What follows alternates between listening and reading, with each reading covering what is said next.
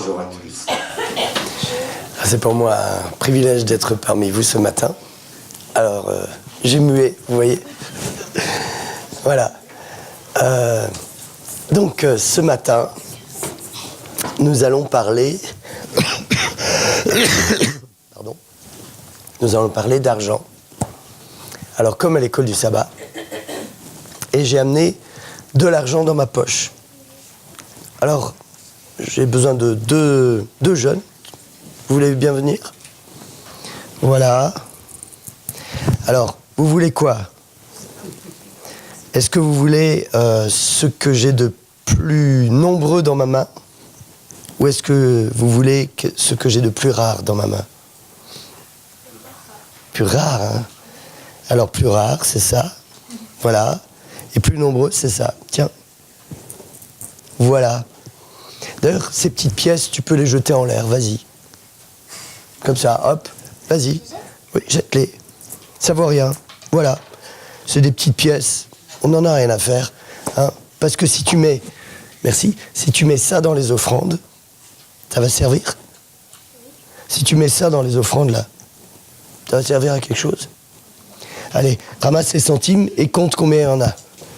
Dis-moi combien tu en vois.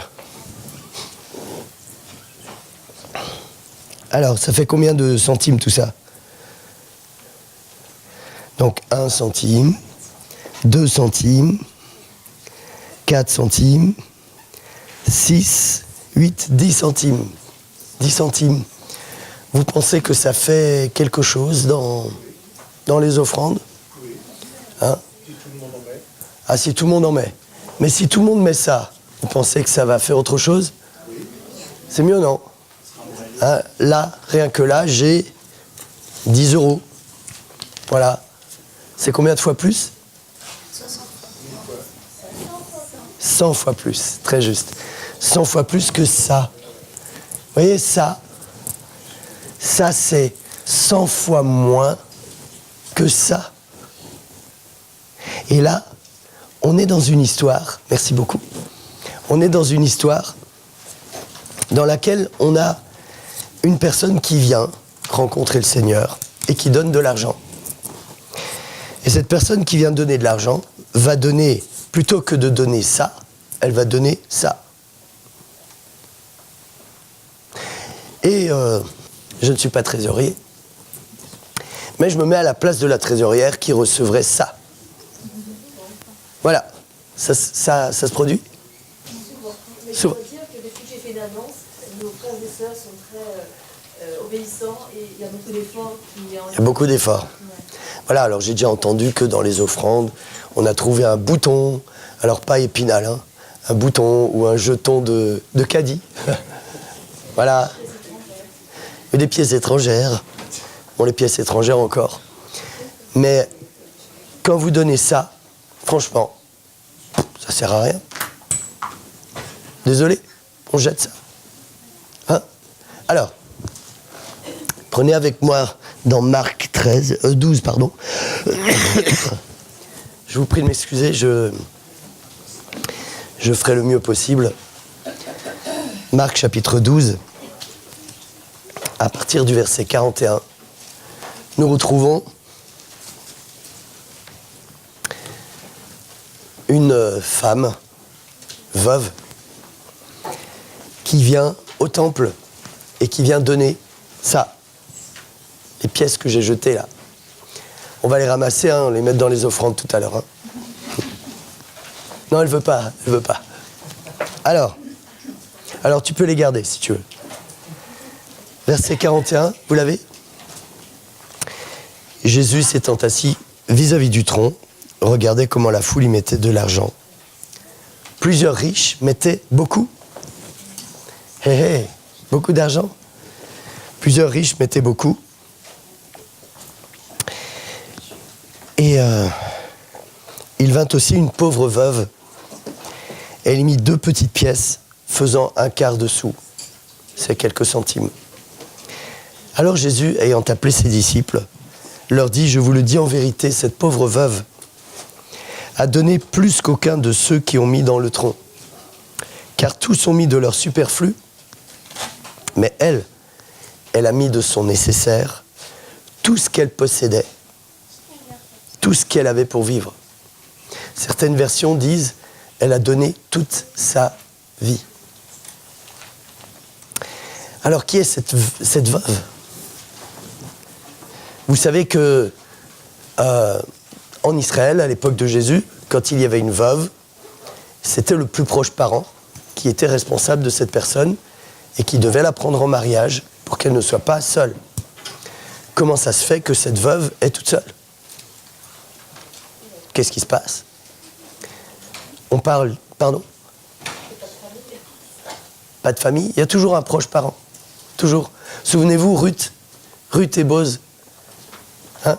Boz, c'est le plus proche parent qui va donc épouser Ruth.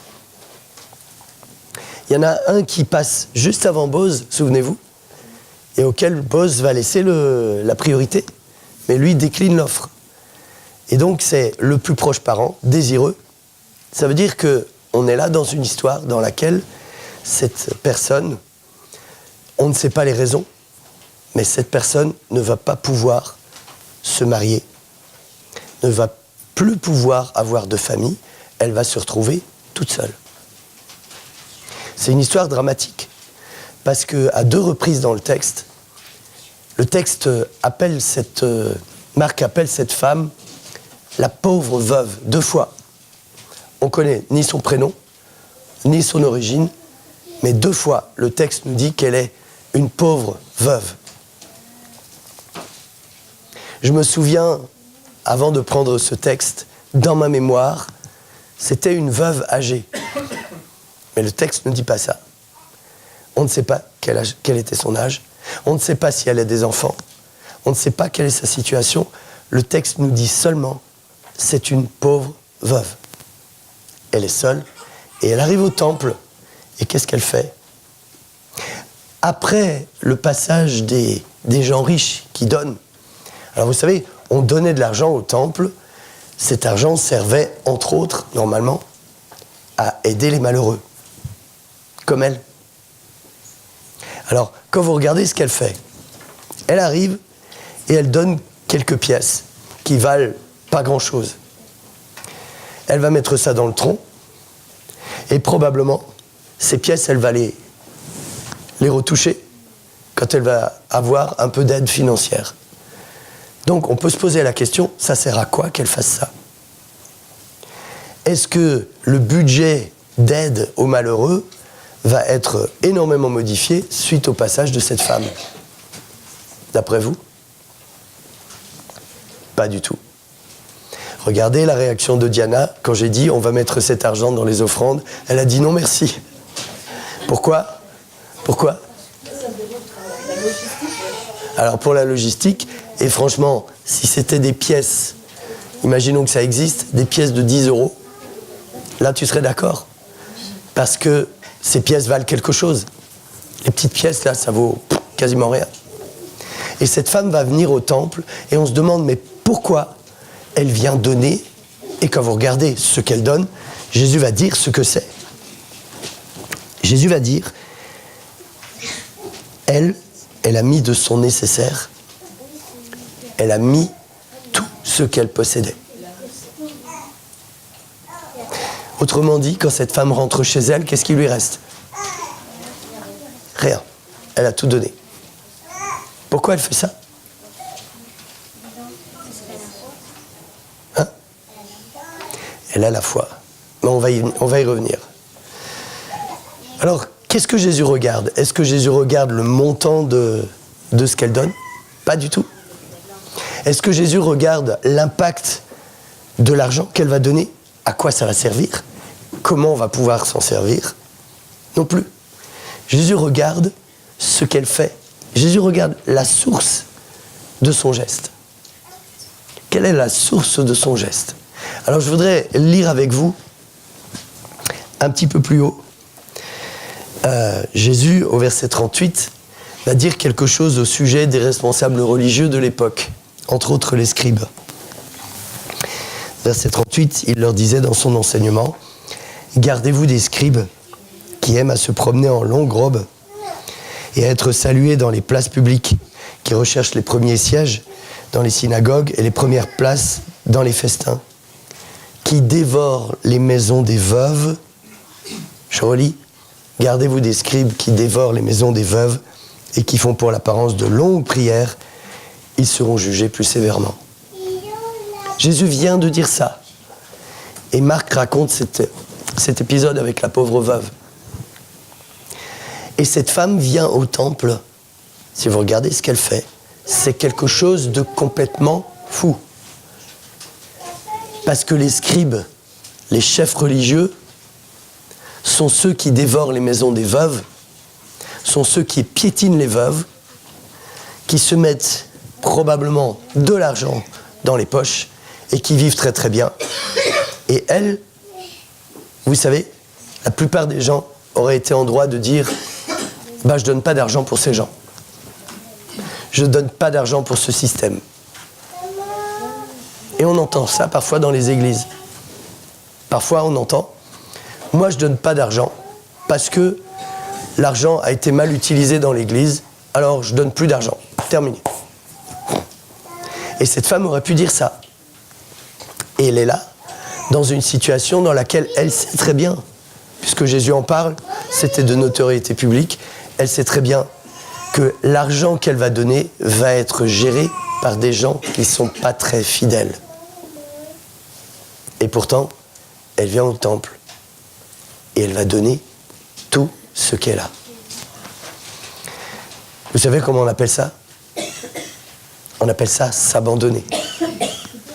Hein, quand tu donnes tout, quand il ne te reste plus rien, c'est comme si tu abandonnes tout. Et tu fais confiance. Est-ce que cette femme donne de l'argent pour les scribes ?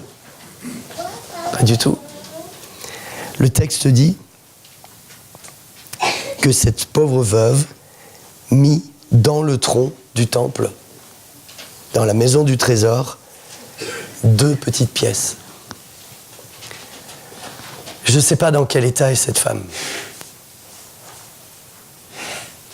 Elle est veuve. Si elle est veuve, c'est qu'elle a perdu son mari. On ne sait pas comment elle a perdu son mari. Mais elle se retrouve dans une situation vraiment, vraiment difficile. Rappelez-vous, quand vous avez récemment perdu quelque chose d'important dans votre vie, vous étiez dans quelle situation ? Moi, j'ai discuté avec un homme hier soir et je lui parlais de partager sa foi autour de lui et je lui disais à quel point c'était bien de le faire et à quel point ça nous faisait du bien de le faire. Ça nous remplissait de joie, ça nous permettait de voir comment le Seigneur met les mots dans notre bouche, ça nous permettait de voir comment l'amour de Dieu touche les cœurs. Et cet homme de me dire, tu comprends, j'ai perdu ma femme il n'y a pas longtemps, alors j'arrive plus à parler de l'amour de Dieu. Et je le comprends. Et on a besoin parfois de se refocaliser sur le Seigneur, parce que cet homme, on est arrivé à un point où il ne sait plus comment faire avec sa situation. Il est comme cette veuve. Elle est toute seule. Elle est sans argent. Elle est sans moyens. Elle est pauvre. Mais cette femme fait quelque chose d'extraordinaire. Elle vient au temple. Et elle va donner à Dieu tout ce qu'elle a. C'est comme si elle dit au Seigneur, « Seigneur, moi je suis dans une situation difficile, mais je te fais confiance. Voilà toute ma vie. Prends ma vie. Je suis à toi. » Et elle sait que les scribes sont des gens qui ne sont pas très fidèles. Elle sait que les responsables religieux ne sont pas très réglo. Tout le monde le sait à l'époque. Mais cette femme fait confiance à Dieu, malgré sa situation de veuvage, malgré sa situation de pauvreté, cette femme va venir dans le temple et elle va tout donner. Vous vous imaginez être venu ce matin à l'église avec tout votre argent. Vous imaginez ? Vous venez ce matin à l'église avec tout votre argent. Les enfants qui sont encore à la maison, ça va. vous pouvez donner votre argent. Vous avez toujours une maison qui vous attend, les parents sont là, ils pourvoient à votre nourriture, à vos habits, etc. Mais vous, les parents, les adultes, les gens qui doivent compter pour vivre, imaginez, vous venez à l'église et vous donnez tout ce que vous avez. C'est ce que cette femme fait. Je crois qu'on ne réalise pas. Moi, je ne réalise pas. Ça voudrait dire que je vais chez mon banquier dans la semaine, avant le sabbat, je solde tous mes comptes, je vends tout ce que j'ai, et j'amène le produit de tout ça à l'église le sabbat. Et je vais voir Diana, je dis Diana, c'est entre toi et moi, hein, donc tu en parles à personne, mais voilà, j'ai décidé de faire confiance à Dieu. Cette femme va faire ça. Et ça, c'est incroyable. Ça vous rappelle quelqu'un? Quelqu'un qui a tout donné? Quelqu'un qui n'a rien retenu pour lui? Jusqu'à sa vie. Cette femme est comme Jésus parce que l'amour de Dieu l'habite au point où elle est capable de faire ça. Et moi, je me pose la question devant vous ce matin et je me dis jusqu'où je suis capable d'aller parce que le Seigneur m'a aimé. Qu'est-ce que je suis capable de donner par amour pour mon Dieu qui m'a tant aimé, qui a tout donné pour moi? Reprenons ensemble ce texte qui se trouve dans Philippiens, chapitre 4, qui décrit un peu ce que Jésus a vécu. Pardon, chapitre 2.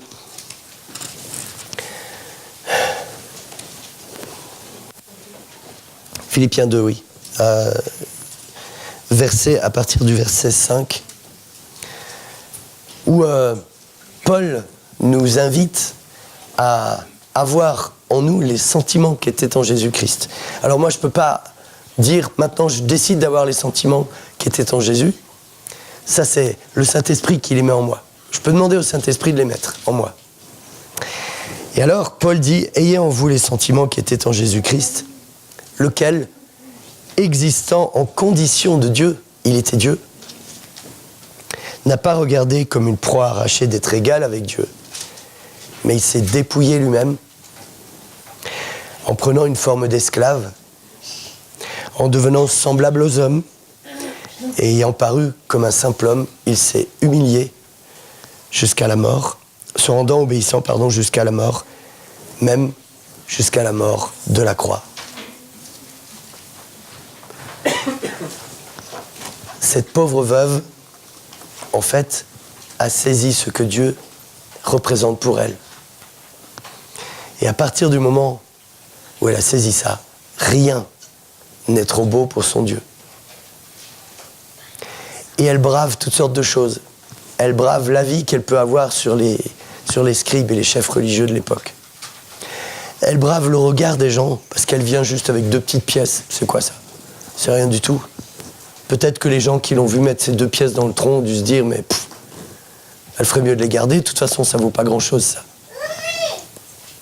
Et cette femme va braver tout ça, parce que ce qui compte pour elle, c'est pas l'argent qu'elle donne. C'est son cœur, qui a été touché par Dieu. Vous savez, on dit souvent que dans l'Église, ça serait tellement bien si les uns et les autres ont donné un petit peu plus pour faire vivre l'Église. On en a parlé encore tout à l'heure à l'école du sabbat. Moi, je sais une chose, c'est que si quelqu'un ne donne pas au Seigneur, c'est pas un problème d'argent. C'est pas un problème d'argent. C'est un problème de cœur. C'est un problème de cœur touché par le Seigneur. Parce que regardez, cette veuve, elle n'a que 2 petites pièces. Mais ces 2 petites pièces, elle va les donner au Seigneur. Pourquoi? Parce qu'elle est touchée. Alors, nous allons faire maintenant, nous allons recueillir les offrandes. Donc, je vous invite à donner ce que vous avez préparé, que ce soit beaucoup d'argent ou que ce soit un peu. Mais l'essentiel n'est pas dans la somme que vous donnez. L'essentiel, il est dans votre cœur, dans votre disposition par rapport au Seigneur. Ce qui compte, c'est la présence de Dieu dans ma vie. C'est le Seigneur qui me fait donner mes offrandes. C'est l'amour de Dieu qui me convainc. C'est l'amour de Dieu qui me pousse. Et cette femme montre ça. Et elle nous donne un bel exemple. Voilà, donc on fait circuler les petits paniers.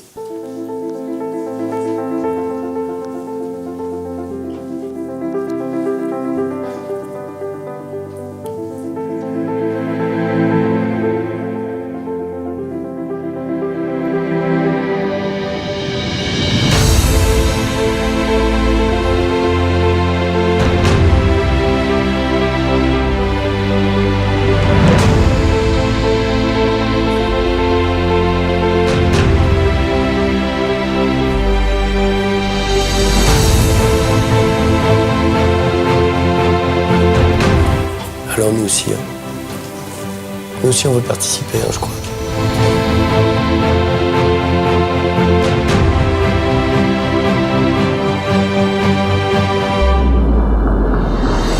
Oui, c'est important de donner le bon exemple, mais c'est pas pour donner le bon exemple qu'on le fait. C'est parce qu'on est touché par le Seigneur. Toujours. Merci. Donc ce qu'on a donné là, c'est simplement pour dire au Seigneur, merci Seigneur. Tu nous aimes. Et les enfants, vous pouvez aussi donner des offrandes si vous voulez. Vous avez de l'argent de poche. Alors je ne tiens pas à vous soutirer votre argent de poche, mais je sais que mes filles donnaient toujours un peu de leur argent de poche pour dire au Seigneur, Seigneur, on t'aime. Merci d'être là. Merci parce que tu nous as pardonné. Merci parce que tu nous as sauvés. Et c'est vraiment un privilège de te connaître. Merci. Merci beaucoup. Je voudrais revenir à cette femme. D'après vous, comment elle est rentrée à la maison, cette femme? Libérée. Légère. Non pas parce que cet argent lui pesait, c'était pas grand-chose, mais parce que cette femme, elle a pu exprimer dans son cœur, et personne ne l'a vu. Si vous regardez bien, le seul qui a vu cette femme et ce qu'elle a fait, c'est Jésus. Les autres sont passés à côté. Vous comprenez, c'est une ombre, cette femme. Et peut-être que certains ont dû rigoler quand elle a mis ces 2 pièces. Mais cette femme, elle était en relation avec son Dieu. Je voudrais terminer avec une petite expérience que j'ai vécue concernant la dîme. C'était quand j'étais étudiant. À la fin de ma première année, on attendait un travail. Mes parents m'avaient payé ma première année, puis après, il fallait que je me débrouille. Donc, on avait postulé à Securitas, à Genève. Donc là, ça paye bien en Suisse, hein. Et on attendait, on a postulé au mois de mars. On s'est dit, d'ici le mois de juin, on aura une réponse, pas de problème. Et puis, le temps passe, le temps passe, le temps passe. Puis arrive l'été, arrive le mois de juin, pas de réponse. On était 3 copains. Et je peux vous dire que on avait un peu d'argent, mais pas grand-chose. On a mis ça en commun, parce qu'il fallait manger. Et tous les jours, on attendait la réponse, on attendait la réponse. Et est arrivé un jour où on avait juste assez d'argent pour s'acheter un pain. C'est tout. Après, on n'avait plus rien. Et on avait dit au Seigneur, Seigneur, c'est de toi qu'on veut l'argent. On ne va pas en parler, on ne va rien dire à personne, mais c'est toi qui vas pourvoir, et on te fait confiance. Donc on a mangé notre pain, je peux vous dire, hein, c'était pour le repas, c'était un repas de midi. On a mangé une partie de ce pain, on a gardé le reste pour le soir. Et puis à la fin de ce repas, où il n'y avait que du pain à manger, d'ailleurs il était très bon, hein. Vous savez, quand vous avez que du pain à manger, il est toujours très très bon. Et on arrive à la fin du repas, et là on est visité par un ami, un copain de classe. Lui il travaillait déjà à Securitas, Et puis il discute avec nous, il parle, et il nous dit oui, vous allez avoir une réponse, il n'y a pas de problème, vous inquiétez pas. Et au moment où il nous dit au revoir, il me serre la main et je sens dans sa main un papier. Et quand il enlève sa main, je vois, à l'époque c'était les francs, hein, je vois 50 francs. Alors je l'ai remercié, et puis j'ai montré ça à mes 2 copains, et j'ai dit regardez, on a encore 50 francs. Et là, ce qu'on a fait, on a pris ces 50 francs, on a mis 5 francs pour la dîme, et on a mis 5 francs pour les offrandes. Et avec les 40 autres francs, on a pu s'acheter à manger. Bon, ça dure pas trop longtemps, hein, 40 francs, c'est pas très lourd. Mais on a fait une chose.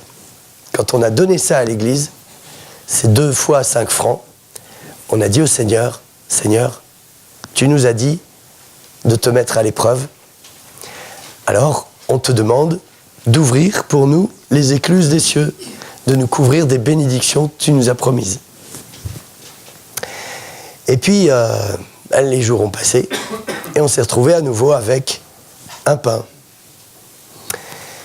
Et là, on commençait à se poser des questions. Quand est-ce que le Seigneur va ouvrir les écluses des cieux ? Il y a par moments où on commençait même à douter un petit peu. Et puis, le lendemain de ce pain, ce dernier pain, on n'avait plus de sous. Le lendemain, l'un de nous reçoit un mandat postal de ses parents, 1500 francs. 1500 francs. Le surlendemain, le deuxième reçoit 800 francs. Et puis moi, j'ai reçu 600 francs de mes parents aussi.